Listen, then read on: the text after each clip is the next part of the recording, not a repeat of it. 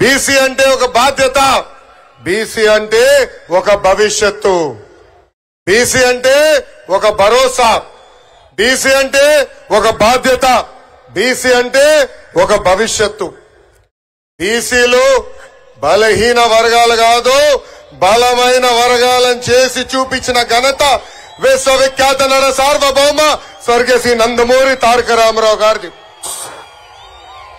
ఆనాడు ఎంతో మంది బీసీ కుర్రోళ్ళకి అవకాశం ఇచ్చి చిన్న వయసులో మంత్రి వర్గానికి తీసుకొచ్చిన ఘనత అన్న ఎన్టీఆర్ది. అంతేకాదు అన్న ఎన్టీఆర్ తర్వాత చంద్రబాబు నాయుడు గారు కూడా పెద్ద ఎత్తున ఆనాడు బీసీ సోదరుల్ని ప్రోత్సహించారు. అందుకే ఎప్పుడు లేని విధంగా ఇప్పుడు బీసీ సోదరులను ఉపకులాల వారిగా సాధికార సమితిలు ఏర్పాటు చేశాం. దానికి ఒక కన్వీనర్ ఏర్పాటు చేశాం. ఉపకులాల వారిగా బీసీ సోదరులు ఎదుర్కొంటున్న సమస్యలు నేరుగా తెలుసుకునే లక్ష్యంతో ఈ రోజు ఆ సంస్థలు ఏర్పాటు చేశాం. అంతేకాదు ఉపకులాల వారిగా రాబోయే రోజుల్లో పెద్ద ఎత్తున యువ నాయకత్వాన్ని ప్రోత్సహించే లక్ష్యంతో తెలుగుదేశం పార్టీ ముందరికెళ్తుందని ఈ సభాముఖంగా బీసీ సోదరులు కూడా తెలుపుతున్నా. అంతేకాదు బీసీ సోదరులందరూ మనం ఆలోచించాలి. స్థానిక సంస్థల్లో 34% రిజర్వేషన్ మనకు ఉందంటే దానికి కారణం ఆ పసుపు జెండా Telugu Desam party.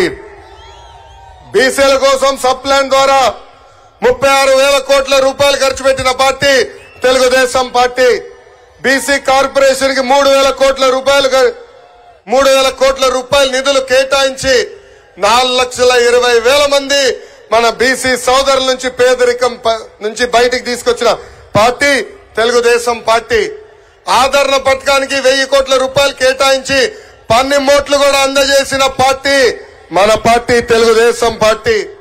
Best available schools, skill development, study circles, విదేశీ విద్య లాంటి అనేక సంక్షేమ కార్యక్రమాలు తీసుకొచ్చిన జెండా మన పసుపు జెండా. చేనేత సోదరులకి, మత్స్యకారులకి, కల్లు గీత కార్మికులకి 50 సంవత్సరాల్లోనే పెన్షన్ కూడా ఇచ్చిన పార్టీ తెలుగుదేశం పార్టీ. ఆనాడు మన ప్రభుత్వ అధికారంలో ఉన్నప్పుడు కేంద్రంలో ఏకంగా బీసీ సోదరుల కోసం ఒక మినిస్ట్రీ ఉండాలని ఆనాడు తీర్మానం కూడా చేసిన పార్టీ మన పార్టీ. కానీ ఈ సైకో జగన్ ముఖ్యమంత్రి అయిన తర్వాత బీసీ సోదరులకి వెన్నుపోటు పొడిశాడు. ఆనాడు ఏకంగా బీసీ సోదరులు వెన్నుముక్క అన్న వ్యక్తి ఈ రోజు బీసీ సోదరులు వెన్నుముక్క ఈ రోజు ఇరగొట్టాడు. స్థానిక సంస్థలో 10% రిజర్వేషన్ తగ్గించి 16,000 మంది బీసీలకి ఏకంగా పదవులు దూరం చేశాడు. అంతేకాదు ఈ రోజు మనందరం చూస్తే 8,000 ఎకరాల బీసీ సోదరుల అసైన్ ల్యాండ్ ని వెనక్కి తీసుకున్న పార్టీ ఈ వైకాపా పార్టీ.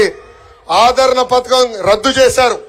ఆనాడు ఆదరణ పథకం కింద మన బీసీ సోదరులు 10% డబ్బులు కడితే కనీసం ఆ డబ్బులు ఈ రోజు రిటర్న్ ఇచ్చే పరిస్థితుల్లో లేరు. ఇంకా బీసీ కార్పొరేషన్ నిధులు లేవు. 56 కార్పొరేషన్ ఏర్పాటు చేసిన చంకలు గుద్దుకున్న వ్యక్తులు ఈ రోజు ఏకంగా కార్పొరేషన్ చైర్మన్ కి కుర్చీ గాని టేబుల్ ఇచ్చే పరిస్థితిలో లేదు. ఇంకా 75,000 కోట్ల బీసీ సబ్ ప్లాన్ కి రావాల్సిన నిధులు తప్పుదారు మళ్లించింది ఈ ప్రభుత్వం. మా మత్స్యకార సోదరులు కూడా మోసం చేసి ఏకంగా 217 జియో తీసుకొచ్చి వెన్నుపోటు పొడిచింది ఈ సైకో జగన్మోహన్ రెడ్డి. యాప్కాబ్ నిర్వీర్యం చేశారు. అదేవిధంగా 300 మంది బీసీలని ఎప్పుడు లేని విధంగా చంపేసింది ప్రభుత్వం. 26,000 మంది బీసీల పైన దొంగ కేసులు పెట్టి జైలుకు కూడా పంపించింది ఈ ప్రభుత్వం. అంతెందుకు వేదికమైన పెద్దలు యనమల రామకృష్ణ గారు పెళ్లికెళ్తే ఎస్సీ ఎస్టీ కేసు పెట్టారు. అయ్యన పాత్రుడు గారి పైన ఏకంగా రేపు కేసు పెట్టారు. కొల్లు రవీంద్ర గారి పైన, అదేవిధంగా అచ్చెన్నాయుడు గారి పైన కూడా అనేక కేసులు పెట్టారు. నిన్నగాక మొన్న నంద్యాల తెలుగుదేశం పార్టీ అధ్యక్షులుగా రాజశేఖర్ గారిని నియమిస్తే ఆ బీసీ నాయకుడి పైన 2 రోజుల క్రితం ఏకంగా రౌడీ షీటర్ కూడా ఓపెన్ చేసింది ప్రభుత్వం.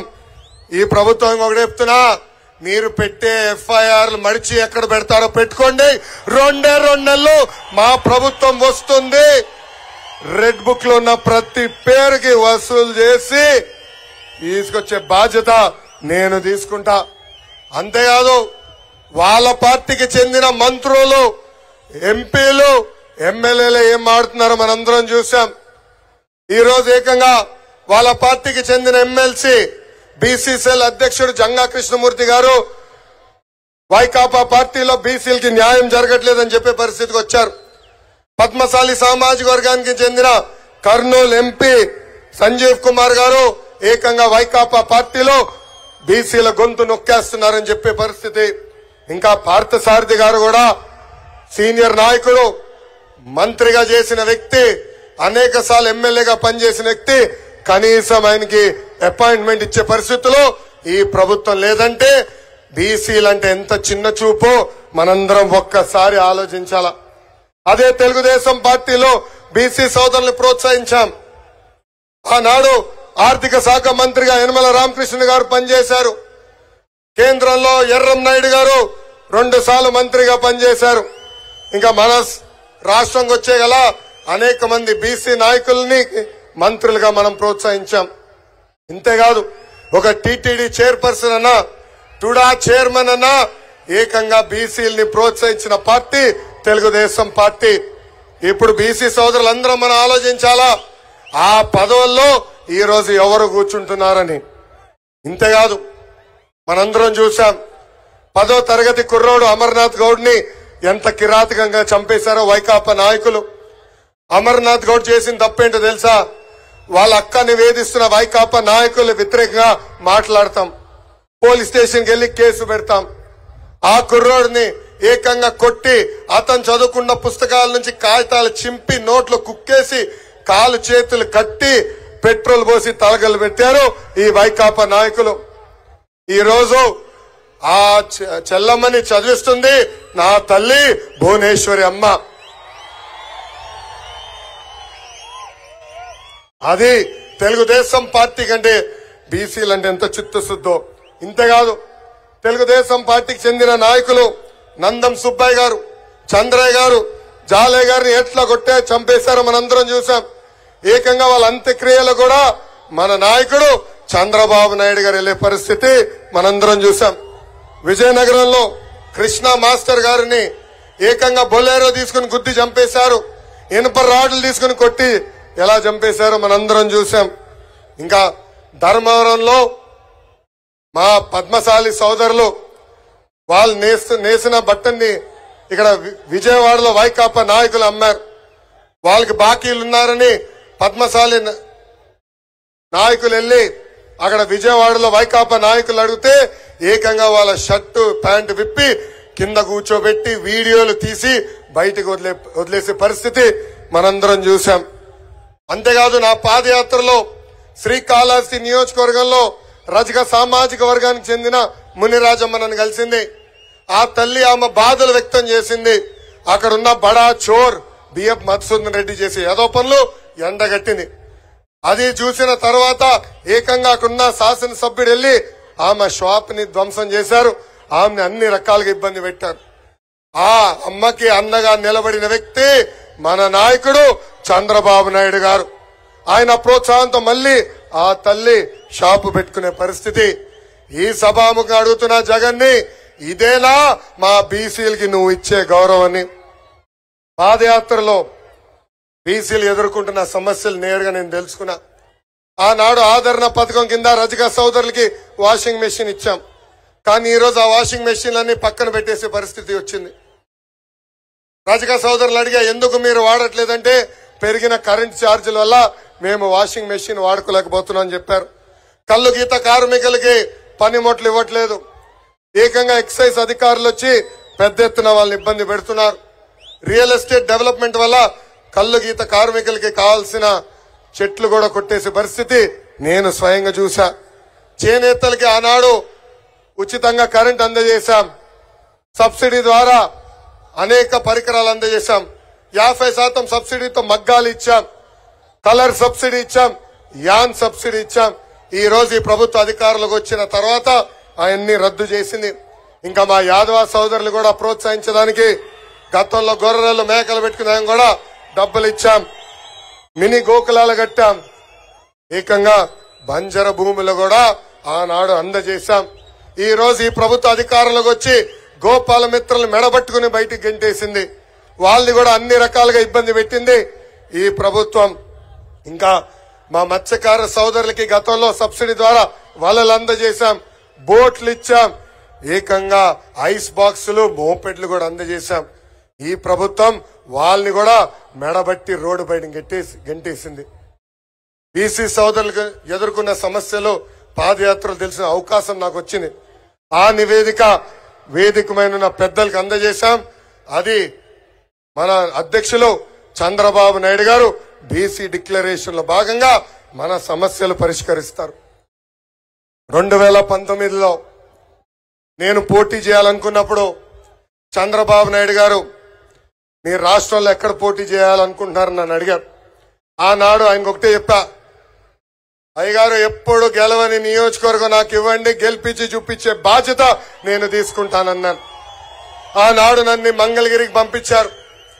21 రోజుల ముందలు వచ్చాను. స్వల్ప మెజారిటీతో ఓడిపోయాను.